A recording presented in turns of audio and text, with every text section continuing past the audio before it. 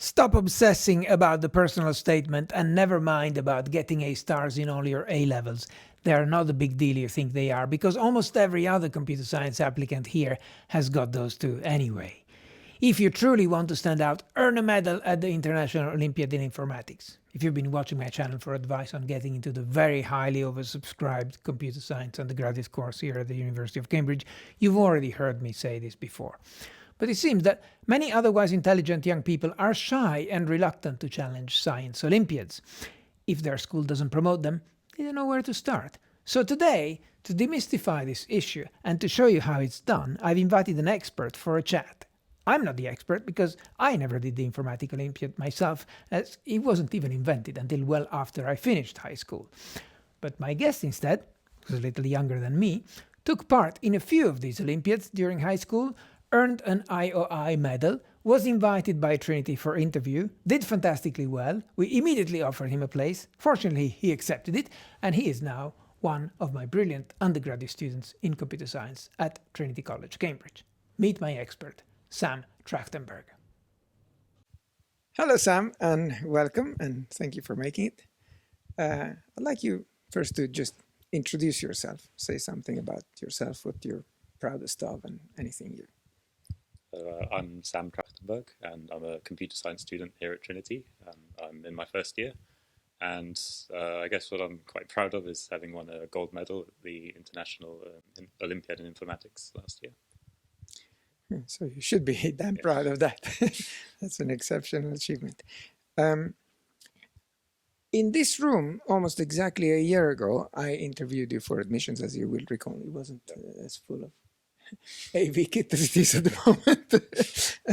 You obviously did pretty well since you're here. But the main reason we even called you for the interview is because you had won a medal. You hadn't won the gold medal yet at that time, but you had won another medal, a bronze medal, if I recall. We encourage people who want to apply to Cambridge to engage in the science Olympiads, and you're one who has been through that, so we want to hear it from the horse's mouth. I mean, when the first Informatics Olympiad started, I had already finished high school, so I never did that. So what was the first Olympiad you took part in? So I don't remember my exact age, because I think it was around year 6 or 7, but I was pretty good at maths back then. And one of my maths teachers noticed that and signed me up for the junior maths challenge from UKMT. And from then I did the junior maths Olympiad. And yeah, that was, it's a maths Olympiad, of course, not an informatics one. I didn't discover Informatics Olympiad until so quite a while the later. junior maths Olympiad would be a British thing, a national thing, or worldwide thing? I mean, at the time I was at an international school in Italy, but they also did the British Olympiads. So. Oh, so from Italy you did the British Olympiads. Yeah. Oh, right, interesting. Okay. You also speak Italian? I used to be able to, but I've forgotten all of it, unfortunately. Very good. Okay. So that was a maths Olympiad. Did you do any other kinds besides maths, and of course then informatics later? I think at one point I tried physics Olympiads, but they didn't really catch on with me because I thought the problems were quite uninspired compared to maths and informatics ones personally. I also had a brief attempt at some linguistics ones, but I ended up not doing it due to a lack of time. Mm-hmm. So the way you heard about this in the first place was one of your teachers recommended that you do it. So for the maths, it was my teachers that recommended it, but informatics Olympiads were a lot less publicized than the maths ones, because my school in the UK signs everyone up for the maths Olympiads every year. But for the informatics ones, you kind of have to go out of your way to discover they even exist.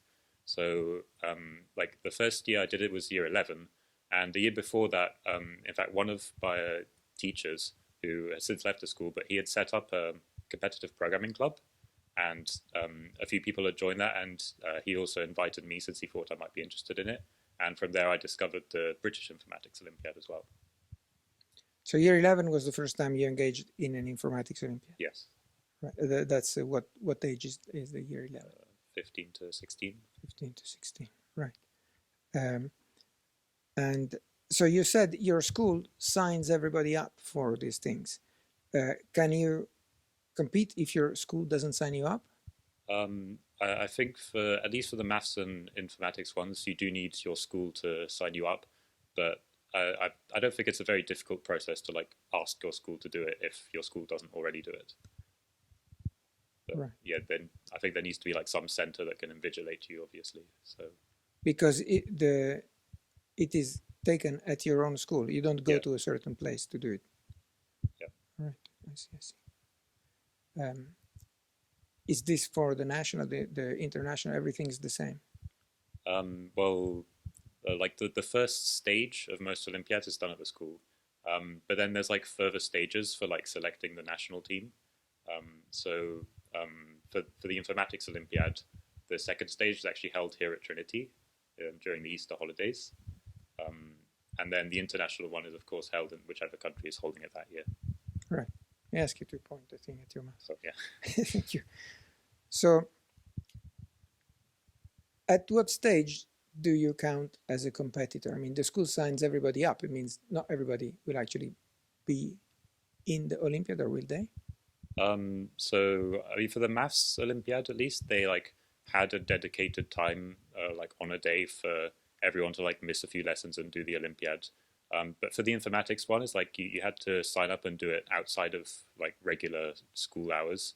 I guess because they don't do it as regularly. So like I did it after school one day, and yeah, I mean it's of course it's optional, so you don't have to do it, but it's a really good opportunity, I think. Right. So I'm asking you all these questions because we often recommend, you know, everybody who gets into here has all the A stars at A levels. So that having the A stars is very well and well done for doing that, but it's not really a distinguisher because there's no hope that you can get in unless you have all the A stars. What does make you stand out is doing this, getting medals in these Olympiads. But most of the people that, and we get quite a few who have medals, but they're mostly from outside the UK, and very few UK applicants get these medals. And this is why I wanted to hear from you specifically, because you have that experience. And many have said, well, a number have said to me, oh, but my school doesn't let me do it. What should I do? So you suggest that you could just speak to the principal. I mean that it worked for my school. Like I asked the computer science teachers, or just reminded them that they should probably run this Olympiad, and but I guess that could vary depending on the school. Mm-hmm. So yeah, it just. But I think like that is like the approach you have to take. Like if your school doesn't already offer it, you need to reach out to them and ask them to. Would it be possible for me, if my school doesn't do it, can I go to the school next door and say, sorry, can you take me in just as someone who wants to do the Olympiad? I'm not sure about that. I'd have to read the regulations on the website. But okay. Like I think if your school doesn't offer it and you still really want to do it, you could contact the organizers of the Olympiad and they might like give details of alternative arrangements if it's possible. Right. Okay. So messages. Be proactive about it. Yeah. All right.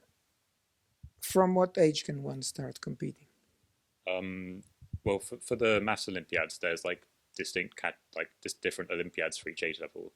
But for the Informatics Olympiad, there's only like one British Informatics Olympiad, which in theory you could do from any age, but it could be quite difficult if you're in primary school. So like I think the place where I started was pretty good around year 11 because I already had some programming experience, like enough that I could like take meaningful part in it.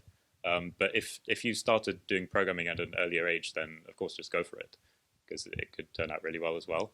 And it's never too late to start as well. Like you could do it in year 13, but I think like if you start 1 or 2 years earlier, it does give you a much better chance to like improve throughout the years.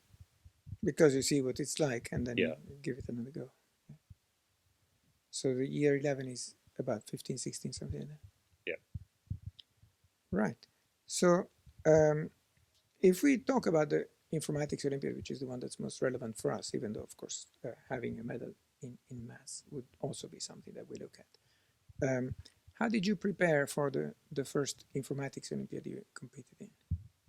So the first one would have been the first stage of the British Informatics Olympiad. And for that, there's like, you can find online all of the previous papers. So, and they have mark schemes for those as well. So it was just doing past papers from that round and then self-marking it. And like in particular for the first round, there's like certain themes of questions that come up pretty regularly. So it's like spotting the patterns, and then you know more or less what's likely to come up. So you can like specifically train on those kinds of questions. Is this something you would do on your own in your spare time, or was there a group of you who were training each other, or was there a teacher who was running a class? Well, initially there was that competitive programming club run by that teacher at my school, but then when he left the school, um, most of the people in the club also finished school and went off to university. So I guess there wasn't really enough interest to continue the club. So by that point, I was just doing it by myself. All right. So it's entirely possible just Yeah. to do everything on your own. And how much do you reckon you invested in it? Was it like an hour per week, or was it like 10 hours per week, or was it an hour per month? It varies a lot depending on like what time of year it is, because like in the weeks and months leading up to a particular Olympiad, I would like gradually increase the amount of training I did. But if one round of the Olympiad just finished and it's 4 months till the next one, I'll then kind of leave it aside and maybe only do like a few hours a week and spend a lot more time working on schoolwork instead. Right. Did you find it difficult to balance these extracurricular Olympiad things with the actual schoolwork? Because you also got pretty good marks in all your school stuff, so obviously you didn't neglect that. I think I was quite fortunate in that I was able to convince my computer science teacher, like in the weeks before each Olympiad, that it like my time would probably be better spent training for that Olympiad instead, since I could catch up on the schoolwork fairly quickly. So I was able to like use some of my time for that, and yeah, I think I've managed my time pretty well, I think. So your teacher was aware that you were doing that and encouraged you to devote the time you would have spent doing homework for his course on the Olympiad. Is this? Yeah, Is this what you well, meant? I mean, it's well, I still had to do the homework, but he let me use the lesson time to focus on this Olympiad stuff, since it's content that I'd mostly already seen from the Olympiad stuff. Like if they're doing a course on like basic data structures and algorithms, it's stuff I've already studied in the process of Olympiads. So yeah. Right, right. So the competition itself had problems that you had seen previous versions of. What's the format? What does it look like? You get questions, and it's a bit like an exam at school. Kind of, except that you also have a computer to work with. So for the first round, Is it your own computer, or they supply a computer? the school supplies a computer. Although, I mean, it depends on the year, because this year was like we all brought our own devices actually. But yeah, I guess it depends how the school runs it, as long as there is a computer for you to use. Right. Is there anything about not having anything else on the computer, not having the internet, not looking things up on Stack Overflow? I mean, ideally you should be invigilated for it, yeah, and you shouldn't be looking up things on Stack Overflow, because that is, of course, cheating. I think the invigilation for round one is fairly relaxed, though, but that doesn't mean that you should cheat. It's just like I think they're not super strict about it for some reason. Obviously, don't cheat. It's not good for your development. But yeah. Well, if you get into the next stage by cheating, then you'll be killed at the next stage, Yeah, of course. I think that actually happened this year, unfortunately. Like there was a case of someone cheated in the first round and then was completely unable to do anything in the second Of course, round. yes, yeah. So obviously it doesn't help. But, Yeah. But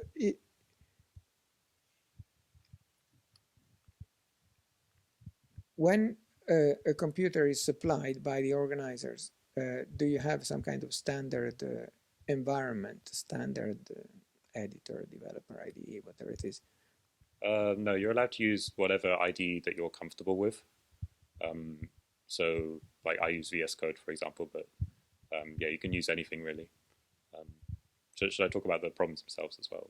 Yeah, might as well. Yeah, so in round one, there's always 3 questions. And the first one is like a fairly straightforward question usually, where you have to write a program and then answer a few written questions about it. And then the second... Can you just give a basic example? It's like a few years ago, there was a problem which is like about the Zeckendorf representation. So it's like the Fibonacci numbers. They start with 1 and 1, and then every subsequent Fibonacci number is the sum of the 2 previous ones. and the question explained that every positive integer can be represented as a sum of distinct and non-consecutive Fibonacci numbers, and it gave you an algorithm to like find that representation, and then you just had to implement that algorithm and write a few details about it. Okay. So, yeah. And then question 2 is usually a more difficult implementation question, where again they give you like a very specific set of instructions, and it's really like you have to read all the details very carefully, and then you just implement it again exactly what they tell you to implement, and it's like it doesn't require a huge amount of like thinking of the algorithm, but you have to be very meticulous and make sure you don't miss any details, because the test will test for all the details. So I think personally I actually found those the hardest questions out of the 3, just because like it's very like time consuming to make sure that you've done exactly what they tell you to do. And then again, you answer a few written questions on it, like maybe some variation of the problem and how would you go about implementing it, or like prove some property of this. And then the third question is always a more algorithmic oriented one, where they'll give you some problem which has an obvious like slow brute force solution, and a less obvious way of doing it, which requires more advanced algorithms. And like the more efficient your algorithm is, the more points you'll get in the programming section of that question. And again, there's a few written questions on the end that don't require any programming usually. Are these answers evaluated by running the program or by some human judge reading and seeing and giving you style points and stuff like that? So there's like a set of tests that will be run on your code, and they'll make sure that your code outputs the right answer. But after round 1, like all the top participants have their code sent to the organizers as well. And I think in case of like ties for determining the people that will go to the next round, they do actually look at your code, and more readable code is probably more likely to qualify. So yeah, it's not like super important, but it's also like you should try and have readable code. Right. So when you have to solve things by writing a program, what size program are we talking about? Is it 10 lines or is it 100 lines? Is it 1,000 lines? Well, that it depends a lot on the question. Like, so for example, question 1s are usually like 10 lines, and they're fairly short. But at the same time, if you spot like a really clever trick for question 3, it can also be 10 lines. So whereas question 2s are usually quite long, and they could be on the order of hundreds of lines. So that varies a lot depending on the question. Right. But they're never like 1,000 lines long. They're like reasonably short. How long are you given to solve the question? For the first round, it's 3 hours. 3 hours for the 3 questions. Yes. And this is lines of C++? In the first round, you can actually use any programming language, as long as you are able to compile it yourself or run it somehow. But for the second round and international competitions, it is only C++ that's allowed.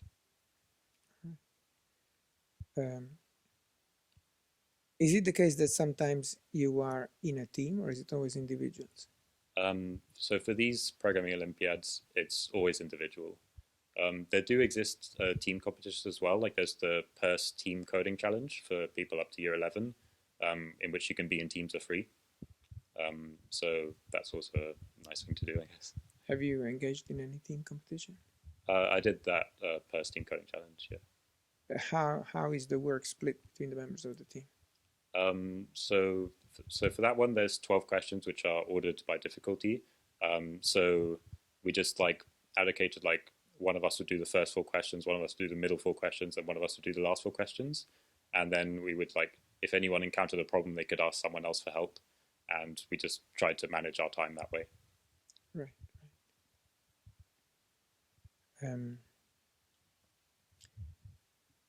So we hinted at the fact that when I interviewed you last year, about a year ago, you had already won this bronze, and then after that, having secured your place, you went on and got gold in the next year's Olympiad, and that's fantastic. I mean, there's nothing above that. So I want to hear from you your your mindset when you went into it? How did you feel confident? Did you feel unsure? How did you feel it difficulty-wise compared to all the other things you had done up to that point and so on? Okay, so I'll be honest, I didn't really expect to win a gold. Like I went into it, like I had been training throughout the whole summer, and I was fairly confident that I could win a silver medal. But I was thinking like I would have to get quite fortunate to win gold. Like I would need to basically not make mistakes across both days. But at the same time, everyone around me was like, "Oh yeah, you're going to win gold. Sam's destined to win gold this year," and so on. So it's like I tried to ignore everyone else because, like, It's a lot of pressure. yeah, I'd rather be pleasantly surprised than disappointed.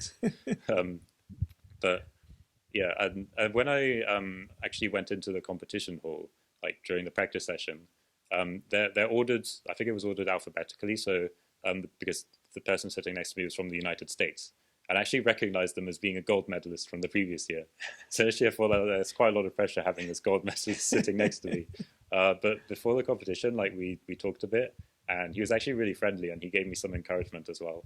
So I think that quite helped to like calm myself down. Yeah. Well, this is a situation where it is not the case that if the American wins gold, then you can't have anything more than silver, because quite a few people win gold actually. How is it decided who is gold? Is it just on the basis there's thresholds on number of points you get? I think it's percentages, like the top, like, well, 1/12 of the participants win gold, and then the next 1/6 win silver, and half win at least bronze, I think. Right. So yeah. Okay. So what do you think was the decider that make you get the gold? Were you more concentrated? You actually did not make any mistakes. I think like what really helped was I always try and avoid repeating mistakes that I've made in the past. Like for example, the first year I did the National Olympiad, I go into the final round and then I didn't solve any problems because I realized like I was managing my time horribly and I was submitting too quickly without actually thinking about whether my program was correct. And so the next year I came back like having worked on like avoiding those specific mistakes, and I managed to make the team. But then when the IOI came around, I made other mistakes on the first day, like not writing a stress tester when my solution wasn't working. And so I just sat there for 2 hours really not knowing what to do. So I practiced to avoid repeating the same mistakes this year. And so when a similar situation arose, like I had no idea why my code wasn't working, instead of just staring blankly at the screen for 2 hours, actually like I knew what to do. I had a plan. So I think that also worked. Like I was like constantly working throughout the whole 5 hours a day one and then the whole 5 hours a day two, because I think I had read some advice somewhere that like every second of the competition matters. Like the last second is just as valuable as the first second. And so you have to like stay focused the whole time and use every second that's available. And I think that really motivated me to keep going at it, even when I wasn't sure like if it was going to lead to a solution. Yeah, that sounds like a very good strategy beyond just the Olympiads. I mean, it's a good thing to make sensible use of the time you have. I'm sure that this training will help you in other contexts as well if you keep up that approach. So you recently wrote to me asking permission to go to China because as a gold medalist you've been invited to some special event. Can you tell us more about that and what you hope to get out of it? So apparently a few years ago, Huawei started organizing this gold medalist study camp for people who win gold medals at the IOI. And I found very little information about it online. So most of what I've heard is from people who attended it last year. And so they told me it's kind of like the IOI, except there's no competition to worry about. And instead, they'll just teach you stuff and you'll get to interact with like all these other very intelligent people as well. Like an example that she gave was like in the morning, they like had a talk on image processing using an AI model. And then they were given an assignment to like use some tools that they provided to like create something to process images. So it's like they got some practical experience as well as being told how this works. And as well as that, like apparently we'll also get to visit like one of Huawei's chip manufacturing companies, which like I'm quite excited about that because like I've always been quite interested in like how computers like actually work down to the transistor level. So getting to actually see how they're made would be quite cool as well. All right. So is this always Huawei, or are there a group of rotating sponsors that offer this? I think it's been Huawei so far. It certainly is this year. But there's only been a few years of this camp as well, so like it's not a very large sample size. Is this some kind of subliminal recruitment offer? Possibly.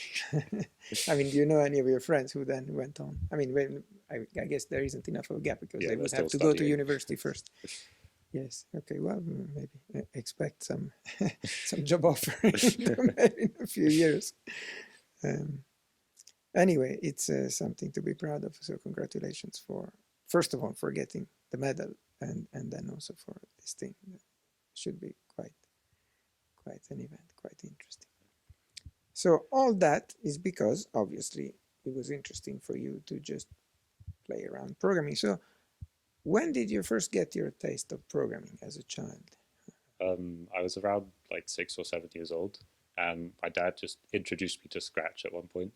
Like I don't remember the context behind it, but I think he showed me some like animation that had been made on Scratch, and I thought it was really cool. And then I just wanted to do it myself. So I started playing around with Scratch, and I kept on doing that throughout most of elementary school, just like making games and animations and stuff on Scratch. And then I think in year 7, we had some IT lessons, and the teacher like showed me that text-based programming languages also exist. Like I had no clue they even existed up until that point. But then, so what is the programming mode for Scratch? You assemble blocks together. Yeah. So and what kind of output can you produce with it? So there's always like a fixed, like I think it's 240 by 360 pixel screen, and there's sprites that you can move around the screen and make them like say things or change their appearance and so on. And you can actually do some very sophisticated things with just those tools actually. Like I think it's possible to like make a 3D engine on Scratch, for example. And your father, was he into programming himself for his job or so on, or is it just something that he picked up that my kid might be interested? I think he just picked it up because like he told me he was still like trying to learn Python. So I think he doesn't have much programming experience, but he probably uses a lot of software in his work since I think he's a petroleum engineer. So he uses like simulation software. So yeah. That's very inspiring, I think, because the message that I would hear coming out of that is that, you know, it's not like your dad has to be a programmer at Google if you're going to win gold in the Olympiads. I mean, you can have programming come to you because you're interested yourself, but not because only the hereditary elite of programmers can get to that. But 7 years old is quite young for getting into it. So, but it's something that you took to. It appealed to you before the maths appealed to you. Yeah, although I didn't really discover that competitive programming existed until many years later. I was just doing it for fun as like a hobby. The competitive programming was something that your teacher in Milan introduced you to. No, that would be my teacher here. Your teacher here. Yeah. Okay. Great. All right.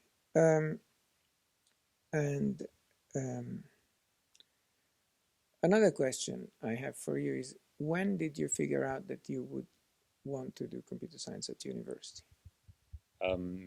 So like if you go back a few years, I would have certainly thought I would do like maths and computing, since at the time I was quite interested in both. But over the last few years of high school, I kind of began to realize that like I'm not a huge fan of like high level maths. It just felt like too abstract to me and I guess not useful enough. And I realized that I much preferred computing, since then you could actually like create a product and like interact with it and produce something that like is cooler, I guess. So that's when I realized I actually wanted to do computing instead. Right. At what stage did you realize that, or how old were you? Probably around like 16, maybe. 16. Okay, well, clearer ideas than most young people I speak with, who usually are dithering until the last minute. What should I set up? So yeah, well done for you. And at what point did this also turn into I want to get into Cambridge? I'm not sure. I think that could have been like, 17, like year 13, like, not too long before applications were sent out. I just decided that Cambridge would be where I wanted to apply. Right. What did you know about Cambridge? How did you? I mean, I was sufficiently stupid that I never even knew that Cambridge was a big university, even after I moved to Cambridge. So obviously you're smarter than me. But how did you perceive that? What did you expect Cambridge to be, and why did you want to go there? Well, as I mentioned, the final round of the British Informatics Olympiad is actually held at Trinity College, Cambridge. So I'd already been here a few times and like stayed over, and I just thought it was like a very nice atmosphere and like a place that I would want to live in and study in. Did you know anybody who had done computing at Cambridge? I knew a few people. There was someone called Yuan Ong from my school who was also at Trinity. Yeah, I think he's already graduated now. Yeah. And there's also Erekli, who's I think now a second year. He had also done Informatics Olympiads and then gone to Trinity. So I was kind of inspired to like follow them here. So these are all people that you knew from being in the circle of Olympiad competitors. Right. That's another good reason for getting into that. That's excellent. So did you have an insight that your IOI bronze medal would be worth more in our eyes than all your A stars at A levels? Yeah, I mean, I kind of inferred that from your YouTube channel, actually. All right. I've seen some of the video. Okay. Now, we're filming this at a stage where you've been here for a few weeks, 7 weeks, I think. So you're at the beginning of your first year of the Cambridge Computer Science course. So what are your first impressions? Is it something you find challenging, stimulating? Are you learning cool stuff? Is this the stuff you hoped it would be? Is there anything that's different from what you thought? And is it different in a good way or in a bad way? I think it's a combination of everything you've mentioned, really. Like, there's, like, for example, the Foundations of Computer Science course was maybe, like, a lot of things that we'd seen already, but it's still, like, they took a new spin on it with OCaml. Like, I think it is a pretty cool programming language, actually. And, yeah, it's... Had you seen OCaml before? No. So if I hadn't done any functional programming before, other than, like, a tiny bit of A-level computer science. So even if, like, a lot of the concepts are familiar, there was also a lot of unfamiliar things and like a lot of stuff to learn as well. I think throughout the term it has gradually become more and more challenging. Like right now I've got a lot more work to do. So I think that's good though, because like previously I don't think I found school like sufficiently stimulating. Whereas being here at Cambridge is like I'm learning a lot of stuff. Right. So some things you will have already been exposed to, and some things are totally new, like the OCaml, for example. Are there some things that you find, why do I also have to do this? I'm really not interested in that. I think right now that would be like the maths course. It's like it's not that I don't see the point in it. It's more that like so far it has been a lot of A-level further maths. So it kind of feels like I'm still doing the same things. But I think the next term the course begins to diverge from further maths content. So yeah, looking forward to that. About computer science at Cambridge as a whole, including not just academic stuff, but also lifestyle and so on. What are your most favorite and least favorite things? I think my favorite part of this whole experience has just been playing card games with the other computer scientists. Card games? What kind of card games? So we found this card game called, I'm probably not going to pronounce this right, but it's like Guandan. It's a Chinese card game that Arthur introduced to us. And the average game length is like 5 hours. And it's like I could describe it as a very nerdy card game. But it's like, it's the first time I hear about it. Yeah, I can't really describe how fun it is. It's just how many people play this game? I mean, one round. How many people play together? There need to be exactly 4 teams. But if we have more than 4 people, then we can have multiple people like join up and play as one team together. So it works for essentially any number of people. That's at least 4. All right. Well, you have to set aside 5 hours. Yeah. So we don't play how often do you play? Once or twice a week usually. All right. Cool. Is this your staircase people in Trinity or something, or is it wider than that? It's just people at Trinity right now. But I mean, we're trying to start a society, so maybe more people will join. Way to go! That's really cool. So, I was curious why out of the 31 colleges you applied to Trinity specifically. Was it because you had seen Trinity from the Olympiad rounds? Yeah, I think that was it. And also I knew some people who were going to Trinity already, and I didn't really have that kind of connection with any of the other colleges, so Trinity kind of felt like the obvious choice from all of those factors. Right. So now you've been here for a few weeks and you've seen some of the other colleges, presumably, or at least you must have seen people from the other colleges, and they must have spoken about what it's like. Do you think that the choice of college makes a difference for the student, a significant difference, a tiny difference? I don't think the difference is that significant, except maybe that, like here at Trinity, I think we have a fairly large cohort, and there's a good number of other computer scientists as well. So it's nice to be able to like talk to them within the college. But I think all the colleges are good, to be honest.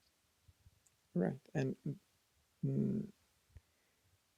in retrospect, do you think that Trinity was the right one for you? Yeah. And why? Just there are quite a few Olympiad people, as you said, and even if most of them are internationalists, like we all kind of have like the same sort of character in a way. So it's like, yeah, it just feels like home, I guess. Okay, right. So it's been really, really insightful and useful. And if I put out a video like this, for which I'm very grateful to you, I'm speaking to people who are still deciding what to do. So what kind of advice would you give to one of them who would be a younger version of yourself in terms of choosing what to do at university, what university to go to, and when and how to make the decision, how to prepare for it, and also all that kind of stuff. Now that you're wise and you've made it and so on. I think what you do at university, it has to be what you enjoy.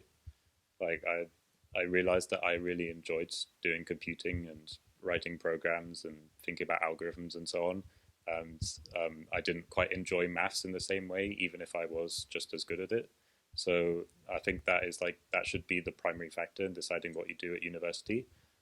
As for deciding where to go, I'm not really sure. You just have to I don't know, you could go to various open days or speak to people you know. I think having someone you know go to a university already could be quite nice, since you can get some first-hand advice from them. But yeah, I don't think my advice for that will be that good, to be honest. And how early do you think one should start planning for going to a specific place rather than another place? I think that depends on how early you also decide what you want to do at university. Like, I think I made that decision to come to Cambridge fairly late, but I don't think it makes a huge deal, to be honest. Like, yeah, there's a lot of good universities out there as well. That's good to hear. I mean, when people ask me about it, I always say, if you want a chance to be admitted here, you can't just cram a lot of admissions interview preparation in the last few months, because whether we take you or not depends on what you've done in the past N years.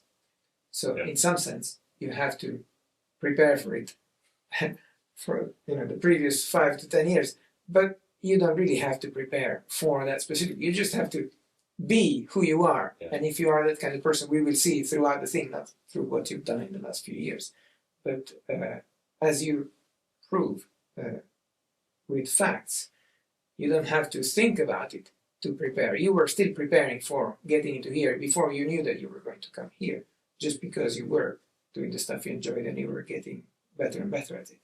That's really the preparation, even if it's not done with the purpose of going there. And you realize that that's the purpose a little later, but you were still preparing. Anyway, thank you very much. It's been wonderful. If you are hoping one day to follow in Sam's footsteps, you might also like this video from another one of my computer science students. And in fact, I have a whole playlist with plenty more interviews with students, colleagues and postdocs, showing you the variety of people who make it to Cambridge from all sorts of countries and backgrounds, with the only common theme being that they are all brilliant and have a special talent for computer science, which maybe, if you watch this, you have as well. I'm always heartened when people make it to the end of a long video, so please say parrot in a comment if you made it this far, and please also give the video a thumbs up if you thought it was worth your time and attention. See you next time.